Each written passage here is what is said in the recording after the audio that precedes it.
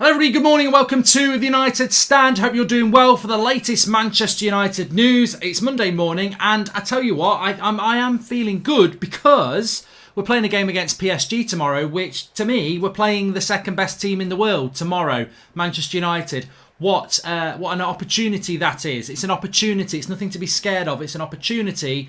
And look, whether you are convinced by what happened against Newcastle or you think it was just, we are going to still have bad results. Well, look, there's not a lot of time to pat ourselves on the back, is it? It's straight back to work. And that's what these next few weeks are about. The results have got to be good and we've got to be consistent because Newcastle 4-1 will disappear very quickly if we get smashed by PSG. So bring it on. Excited. It's an opportunity. We've got a live preview at 2 o'clock for the PSG game and then we've got Ole Gunnar Solskjaer's press conference reaction around 6 p.m. today. So lots to get involved with. We're going to be talking about the latest Manchester United news. I hope you are doing all well, having a good start to the week. I just want to talk. We're going to talk straight away. Potentially a bit of a blow in relation to Man United's centre-back pursuit because of Van Dijk's injury and where Liverpool may go because of that injury. We'll talk about that, but we're going to start off about a story that's out in the UK today. I mean, granted, I think it's coming from The Sun, so take it with a pinch of salt, that Manchester United could swap Paul Pogba with Real Madrid, give him the dream, and get Federico Valverde, who is Uruguayan and used to also play for Penarel.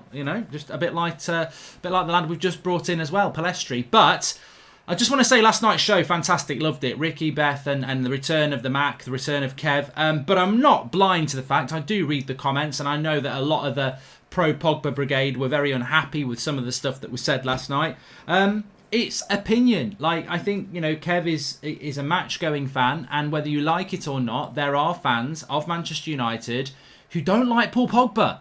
I mean, I don't know why this surprises people. There are fans out there that don't like Paul Pogba and don't want him at the club. And yes, haircuts get mentioned. And yes, his flashness, his social media, his lack of consistency, his disrespect of the football club. There's a list. And people don't like Paul Pogba and they're Manchester United fans. I don't know why this is such a problem. You can defend him. There's people who love him. And then there's people like me who I just think he's one of the best midfielders in the world. I just wish he was consistent in a Manchester United shirt. I don't dislike Paul Pogba. I never have. I don't live up his backside like some people do. I think on his day, and that is the word for me, on his day, he is the best player we've got at Manchester United. Unfortunately, he's not the best player we've got because Bruno is. Because Bruno is way more consistent than Pogba. And that is the thing. And I think, but what I would say is, I'd say if you are extremely out Pogba or you're extremely in Pogba, that's not where we need to be at the moment because he ain't going anywhere till next summer anyway. So it's what we're going to do with Pogba over the next few months. Because the way he celebrated Wan-Bissaka's goal, he's happy. He's going to be here for 9 months. He could sign a new contract. All these things, I'm not going to tell you they're not going to happen because he will be here for the next 9 months. He will be here this season. And the purpose of the show last night for me was really, how do you get the best out of Paul Pogba? Because whether you want him to go or not, he is here for 9 months. And we're not going to, you can't bench him forever. And I would, we'll talk about whether I'd bench him against PSG in a minute, but in the preview this afternoon. But there has to be a way of getting the best out of Paul Pogba. And if we get the best out of Paul Pogba, we're a better Manchester United. I love Pogba, but I'm not blind. Sell him and get Jadon Sancho, says Dylan Taylor. Well, look, this story from The Sun is coming out. And look, it's around Real Madrid and it's about Federico Valverde. And if you don't know anything about him, a lot of people get him mixed up with that crap one, the Real Madrid Jesse Lingard. What's his name? Is it Vasquez or someone like that? Valverde's 22. He's Uruguayan. He's 6 foot. He's a centre midfielder. His strengths really are that he's very versatile, but he's probably a very good replacement for a Paul Pogba if Pogba was to leave Man United because he's very good on the ball, he's very good at carrying the ball, he's very energetic, passing range is very good. I think he'd be a fantastic player for Manchester United, but he's got a release clause of 600 million euros, and I don't know how much Real Madrid want Paul Pogba, whether they would allow that swap deal, because to many people that would be a very, very good swap deal for Manchester United to take Valverde for Pogba. However, the value of Paul Pogba is very big and Real Madrid may want to do that deal and Zidane may want to do that deal. So look, I'm not going to disrespect Pogba and say let's do that deal. It would be a very good deal for Manchester United if Pogba forces the move. But the reality is with Paul Pogba is that he is a Manchester United player. He is a player that Manchester United have always wanted to keep, and Manchester United, I believe, will offer him a contract. Whether Pogba signs that or not is going to depend what's happening on the on the sheet. I mean, look, on Friday we were saying we're going to struggle this season. We beat Newcastle and a lot of results go our way, and people are saying we could get in a title race. I think both are ridiculous. We're not going to finish 8th and we're not going to finish 1st. I think we hopefully can get in the battle for top 4 again. We should be battling better. I said it last night, and I don't know what you feel, but it really... I was pissed off last night, and not because I watched the film and I knew what was going to happen at the end and I thought that was badly written.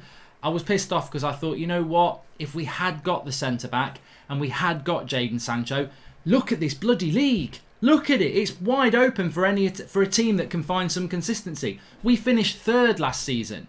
If we'd added a centre-back and a right winger to this team, with the way we finished last season, it wasn't unreasonable to think we would have had a good start to the season and found some consistency with more competition in the side.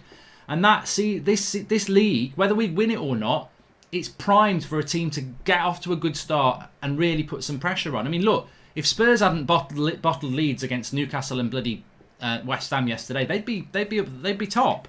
So it's there. And that's what annoys me. It's not the lack of form from Maguire and Pogba and, Martial's not scoring and Rash. It's not about those players. For me, I still come back angrily at the board and Ed Woodward for not delivering what the manager wanted, because, oh my God, there was a massive opportunity for this season. And we might defy the odds. We might produce a miracle and still have a very good season, but this is the frustration for me, is why did we not get the players that Ollie wanted, that we all knew we wanted? Because there's such an opportunity this season. Especially, I mean, look, I know this is a controversial subject, Van Dijk's injury. To me, I don't like Liverpool. They don't like us. It's our biggest rivalry. I'd like to see them get relegated. They'd like to see us get relegated. But I think football's changed for the better. I think there is a lot less hate in football now, which can only be a good thing. I want to see Liverpool get humiliated. I want to see that offside at the weekend. Did I think it was a harsh offside and I hate VAR? Yes, but it happened to Liverpool, so you know what? I won't lose any sleep about it. On the Van Dijk injury, I don't know where everyone else is on this. I'm very sad about it. I think Van Dijk, to me, I can look at him the way I know that some of my Liverpool friends used to look at people like Roy Keane, and although they couldn't stand him, they wished they had him. And yeah, I can't sit here and say I can't stand Van Dijk. He doesn't come across as somebody like that. And I do think it's sad for football that he's out for 8 months. But it massively, massively hinders Liverpool. And it makes Liverpool weaker. And if Liverpool are weaker, and Man City are weaker, and we're weaker, then the gap hasn't been closed. And that's what I mean. I think we've had a real opportunity this season. And look, even with Van Dijk, Liverpool lost 7-2 to Villa, who are now top of the league. So opportunity for United was there, and the board are the people that piss me off. Ronaldo also said that Real Madrid was a dream move while he was at United. I just hate the double standards. Pogba literally said how he was happy at United, but all media says is he wants to leave. I hate it, says Joshua. Yeah, but you know what, Joshua? The small teams are more confident this season, says Cruz. I lived Ronaldo saying it was a dream to play for Madrid, and I hated him for it. I lived Rooney saying he wanted to leave the club, and I hated him for it. At that moment in time, I hated him for it. I don't know why people are dragging up well, Rooney said he wanted to leave, and Ronaldo said he wanted to leave. I mean, I lived it. Every United fan who lived it will tell you we didn't sit there and go fair play. When Rooney said he wanted to leave, most United fans couldn't stand Rooney, because Sir Alex Ferguson did an interview telling everybody about it and looked a broken man. There was nobody at the time going, oh yeah, good one Rooney. That's not what happened. I think in time people went, well, he was probably right to say it because the club lacked ambition. At the time, he wasn't liked for it. And when Ronaldo was saying it, he wasn't liked for it. I think people think, well, when Ronaldo and Rooney did it, people cheered it. They didn't. So I don't know what your argument is. Pogba's bang out of order for talking about Real Madrid again. He is. And I'm protective of Pogba because I think he's a great talent and he's a Man United player. I'm not a Pogba outer and I'm not up his arse. I'm in the middle where I think he's a fantastic player who, if he commits to United and is consistent, makes us better. But let's not pretend it's all right to come out and say it's a dream move to go to Real Madrid.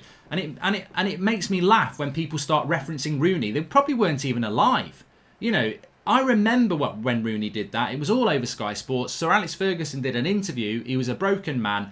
And a lot of United fans hated Rooney for that, and a lot of people never recovered from that in relation to Rooney. So let's not pretend that Rooney said it so Pogba can say it. Nobody should be bloody saying it. It's disrespectful, and it's always been treated as disrespectful.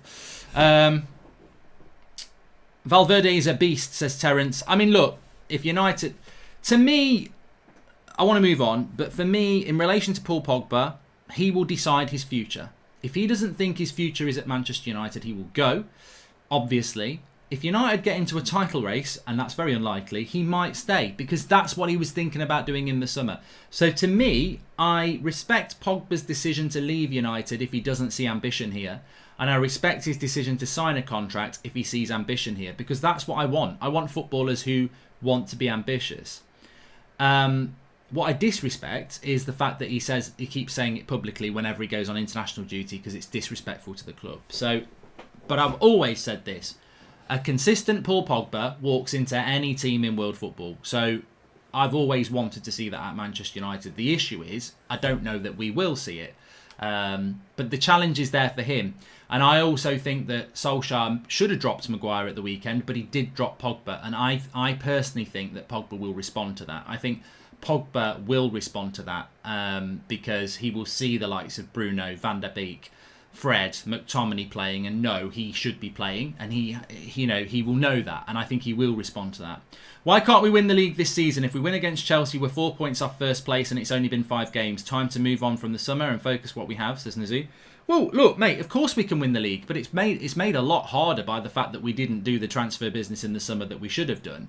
And I'm not going to put expectation, fair play to you for saying why can't we win the league. I think that that's everything that's wrong with our fan base, because why would you even start muttering about winning the league? We've got no right to win the league. We've not prepared to win the league. We haven't backed the manager to win the league. If we win the league, it'll be the best thing ever. But let's not talk about winning it, because Chelsea and Arsenal and Everton are our next 3 Premier League games. We take 9 points from that. Let's start talking about maybe we can do something this season. But the players have got to go and do that. Ollie's got to go and do that. And I don't believe we can win the league. I don't. And I'm not even going to utter those words because I think it's ridiculous. But there was definitely an opportunity for us to get into that conversation if we'd done what we should have done in the transfer window, like other clubs have done. Anyway, talking about that and going back to the Van Dyke injury, obviously Van Dijk's out for 8 months now, pretty much this season. Bad injury. You wouldn't wish... I don't know why anybody would wish that on any player, any rival. Even people like Di Maria, I wouldn't wish something like that on. I just it doesn't feel right to me. But he is out, and there is a feeling that Liverpool obviously didn't replace Lovren in the summer. They're very light at the back now. I think their centre-backs, is it Matip and Joe Gomez? And I don't even know if they've got anybody else. So they're very lightweight at centre-back, and there is a feeling that Liverpool will have to make a move in January, which is only 2 months away. And that Upamecano comes into that equation because it's established that Leipzig will sell him in the summer for around his release clause, which is about £40 million. And that Liverpool may go in for Upamecano. Well, this is a player that United want. So indirectly, this Van Dyke injury could hinder Manchester United's plans again. And I think we're going to see this with Sancho in the summer, where we realise what a missed opportunity this summer was when other clubs moved for him. And we might now see it with Upamecano, where we definitely wanted him, and we've sort of thought, let's wait a year. But that waiting for a year is always dangerous because you don't know what's going to happen. And this Van Dyke injury could force Liverpool into the market. The best available centre-back at the moment with the best price tag is going to be Upamecano. How do you think we can play Cavani, Martial, Rashford, Van der Beek, Mata and Bruno together? I don't think we can do any good without either of them on the bench, says Karan. Well, we can't play all of those together. That's the answer. And do you think Telles and Cavani will feature at Paris, says Vishal? Well, I'm talking about it at 2 o'clock, and so I don't want to get into it too much because it's more for the preview. But I think that I'd be very surprised if Cavani is anywhere near the starting lineup, to be honest with you. I mean, he's only started training yesterday, so it would, at the end of the day, even if Cavani's Ronaldo or Messi, would you play him against PSG when he only trained first time yesterday and he's got a recent bad injury record? It just doesn't make any sense to chuck Cavani in. And he may not even be on the bench for the game, to be honest, but he'll be involved soon enough. I think he'll definitely be. If I was Ole Gunnar Solskjaer, Anthony Martial can play against PSG. He can't play against Chelsea. He can play against Leipzig. He can't play against Arsenal. So for me, Martial starts against PSG and he starts against Leipzig. I would be looking at Cavani maybe 10 minutes against PSG max. I might even think about not using him at all and keeping him back for the Chelsea game. So yeah, I don't see Cavani really being, just because he used to play for PSG, so what? City are going to walk this league. We have to get top four, says Robert McCormack. And I still think Man City are quite inconsistent, really. I love your show. Just dropped to ask if you've been given a chance. Who would you start against PSG with Bruno, Fred, Van der Beek, Pogba? Well, I will. We're going to do it live at 2 o'clock, T-Pack, so I'll come back to that one. Let's all just laugh at Tottenham. 10 minutes to go and they bottle it from 3-0. Even Stevie Wonder could have seen that game out, says the watcher. Ooh. I mean, look, the Premier League, I'm not going to laugh at Spurs because ultimately I think that this Premier League is so hard to read, and I think we've had a very bad start to the season, but yesterday's result was a very good one. And Newcastle result was really good, but it just shows you that the West Hams, the Aston Villas, the Evertons, the Crystal Palaces, these teams, we lost to Crystal Palace because we were shit, but actually we could have played Crystal Palace at home this weekend and lost to them, because that's just the way the league is at the moment. I said it at the weekend and I'll say it again. The two big things for me that really helped us against Newcastle was the fact that we've had another 2 weeks of training. We're fitter.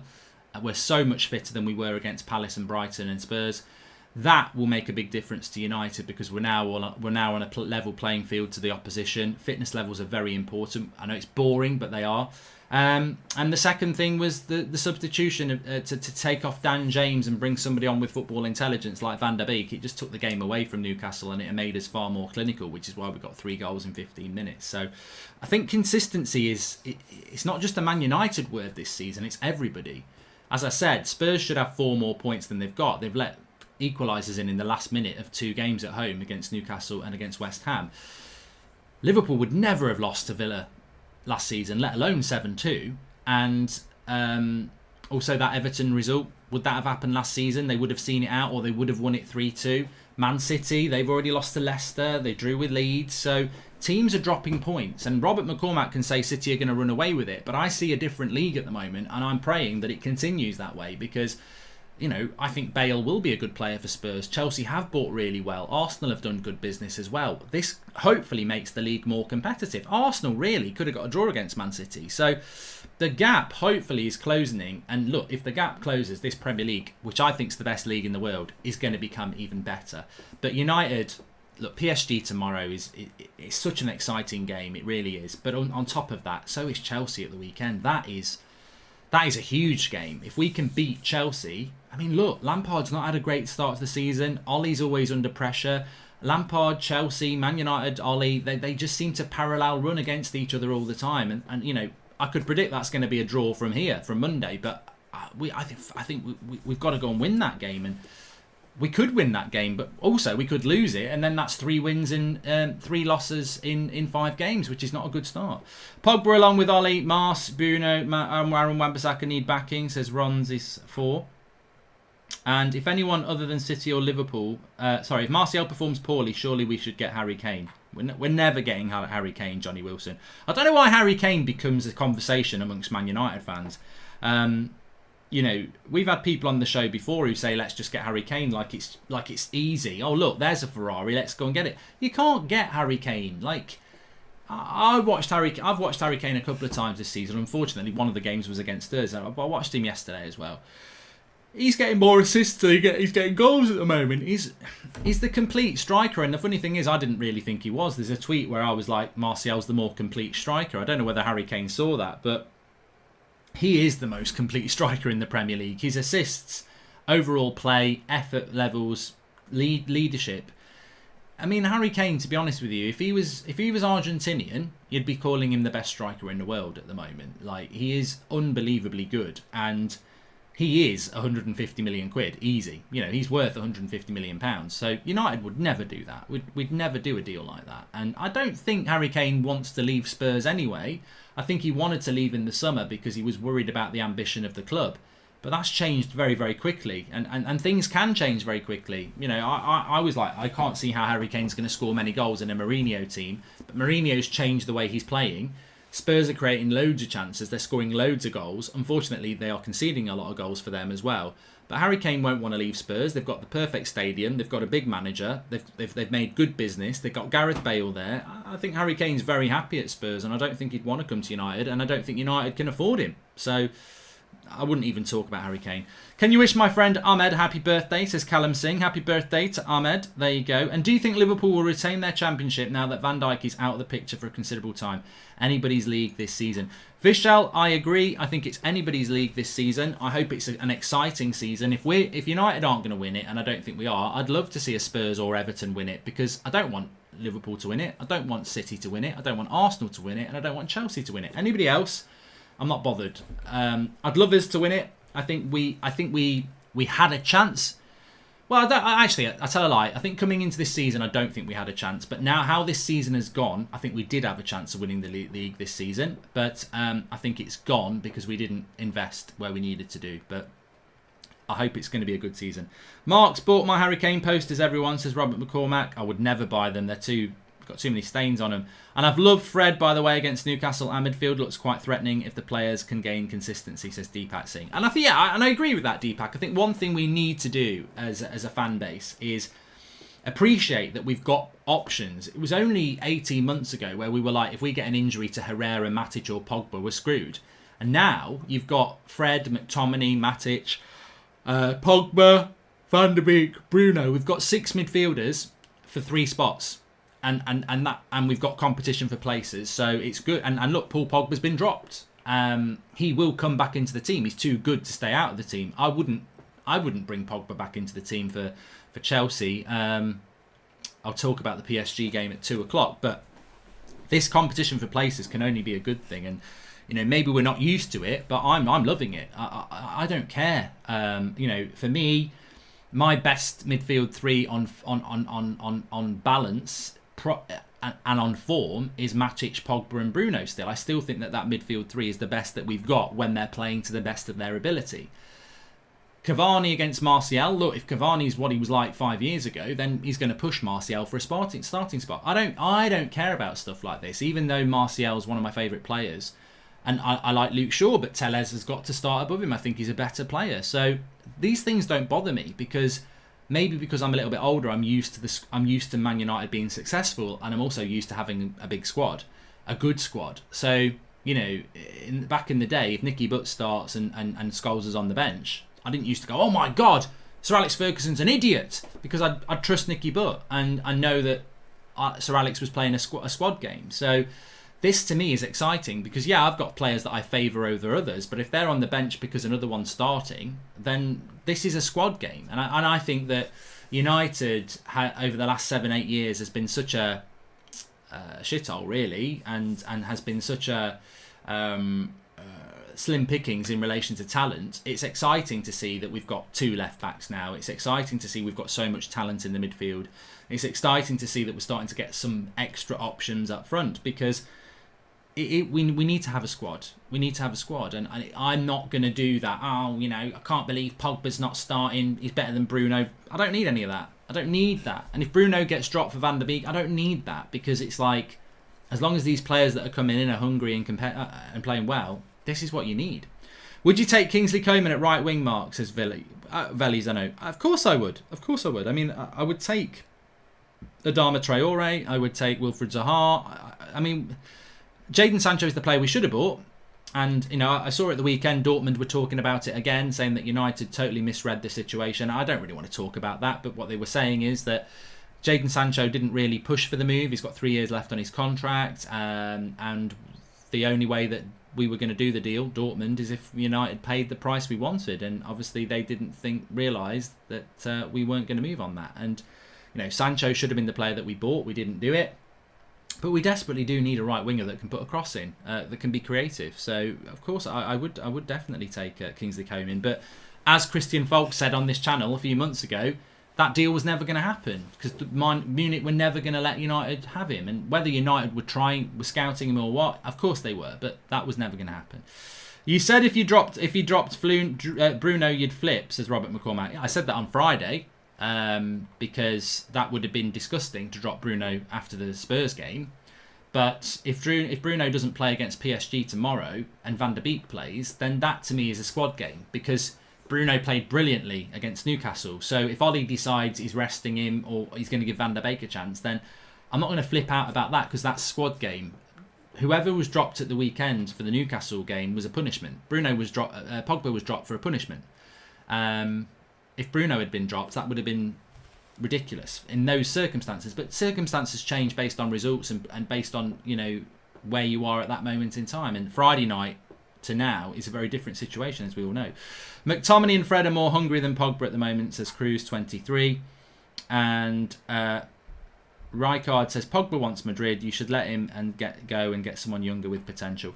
Well, that may well be the case, but what I would say to that is, and I said it at the start, so I don't want to dwell on it too quick, is that you can say get rid of Pogba. You can say that, and I haven't got a problem with that. But what we're going to do for the next 9 months? He's here till May. You can't just say, it would be biting your nose off to spite your face, really, to say, well, you want to go to Madrid anyway, so, go and train with the kids. Like, he is a very, very good player, and I believe he's one of the best midfielders in the world on his day. You've got to get the best out of him for the next 9 months. Now, whether that's sitting down with him and him saying, look, I'm never going to sign a new contract, I am going to force a move next summer.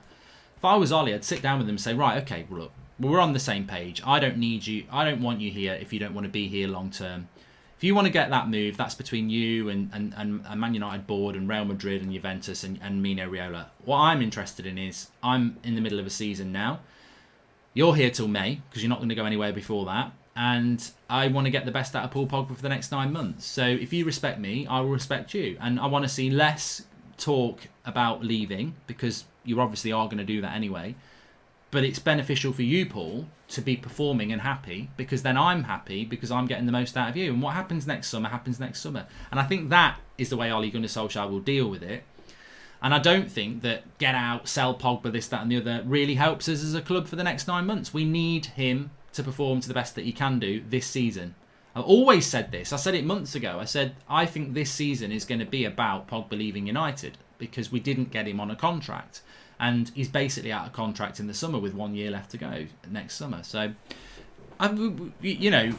we've got to get the best out of him over the next season. And the best, Paul Pogba playing well makes Manchester United one of the better teams in the Premier League. So that's what needs to happen, I believe.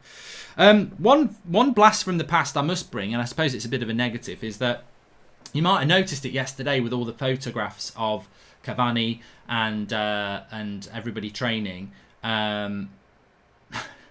Squish says, Mark, my girlfriend wants me to do a role play as a United player. Who should I be? Well, don't do Phil Jones, because God knows what mess you'll make in the dress in the bedroom if you do role play as Phil Jones. You'll be missing everything. But anyway, let's move on. So Rojo was training with the first team yesterday. Now, this may not have been noticed by many people, but he was training with the first team. Now, before the season started, he was training in a bubble with Chris Smalling, because the club were trying to sell him. So we've now got this player that shouldn't be anywhere near the first team training with the first team. And this is one thing that many of you were talking about during the transfer window, is that if we can't sell Rojo and we can't sell Jones and we don't let Romero go, they then become our first team options that you are paying £80,000 a week to each of those. £80,000 a week. This is more than most people earn in a year. And they're getting £80,000 a week.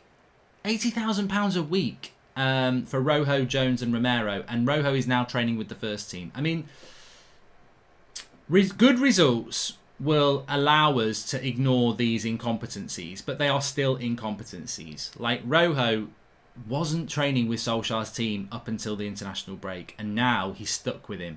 And I think this is always something to keep in your mind, that these players are players that Ollie doesn't want. These are players that Ollie didn't give contracts to. These are the players that Woodward and co gave contracts to, that now are still at the club. How do you move forward as a football club when people you don't want to be there are still there training with you? It's very hard to build a vision when you're still being dragged back by the past. And yeah, Rojo to me is, I mean, it's just, I almost forgotten he was part of the club. It's a bit like Phil Jones. These players should not be wearing the new Man United kit. They're so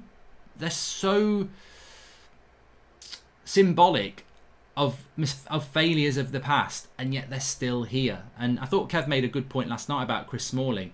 Whatever people think about Chris Smalling, he's arguably our best centre-back, and we sold him.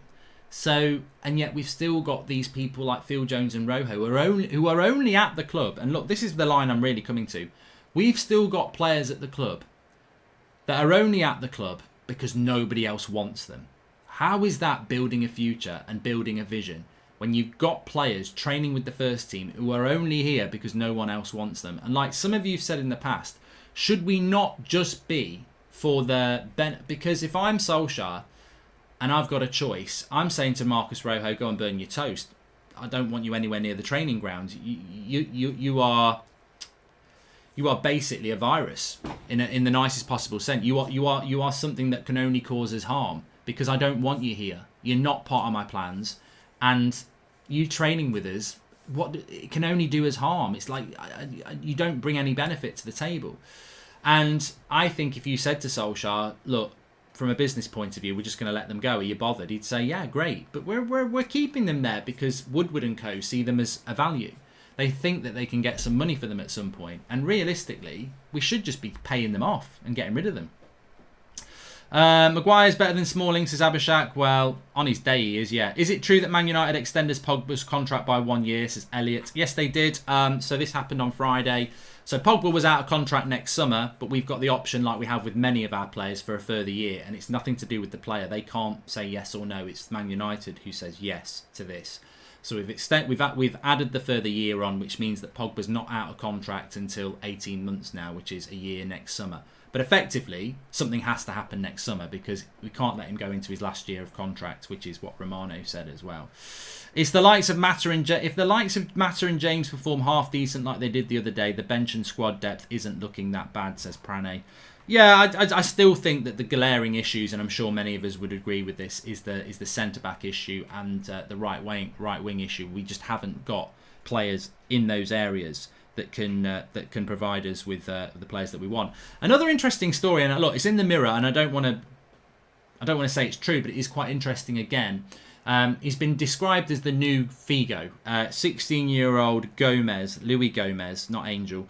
16-year-old Louis Gomez of Sporting Lisbon. Apparently Manchester United have a first refusal on him. He's 16. He's been described as the next Louis Figo.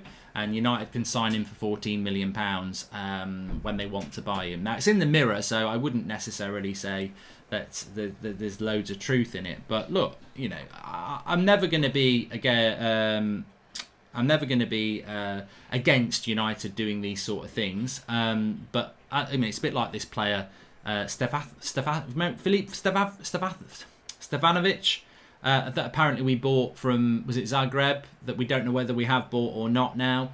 But these are deals that I like United to do, because obviously if these players are the next Figo, or they are the next Messi, or they are the next bloody Haaland or whatever, then, I mean, it'd be nice to have the real Figo, not now, or the real Messi or the real Haaland. But look, we'll see what happens with this. I mean, United have been very, I wouldn't say good, but we have bought a lot of young talents over the last 5 years. What I would say is, where are they? We've bought players in from all over Europe, from all over England at like 15, 16, 17. And this has been going on for 3 or 4 years. So where are they? Because the only young players we've got coming through the team are players that were already here. Mason Greenwood's from the youth setup. McTominay's from the youth setup. Rashford's from the youth setup. But we have been bringing a lot of players in from abroad and from England. It's encouraging, but it's only encouraging if some of them start hitting the first team, and we haven't had that yet. So let's see. What happened with Greenwood, says Jonathan Pfeiffer? Well, there was a Twitter rumor, but to be honest with you, I wouldn't even give it the time of day, because it's very clear that he had a knock. Must have been a late knock because he was talking about scoring against Newcastle, but it must have been. The thing is, Lindelof is already exhausted in 45 minutes, says Burton, and I'm looking for us to play a 4-3-3 with the midfield trio, says Fast Disguise. Well, look, please smash a like on the video if you're watching. We are going to do a live preview of PSG at 2 o'clock today, so you can join me for that. It will be live and interactive. I don't normally do a live and interactive preview, but I think it's a big game. It's our first Champions League game in a couple of years, so And I think it's going to be very interesting because the last time we were in Paris, we had that result, and I guarantee you, PSG are looking for revenge. They didn't have Neymar that night; they will have him tomorrow night. So looking forward to the preview at 2 o'clock. Thanks everyone for watching. Smash a like on the video, and I'll speak to you all in a bit.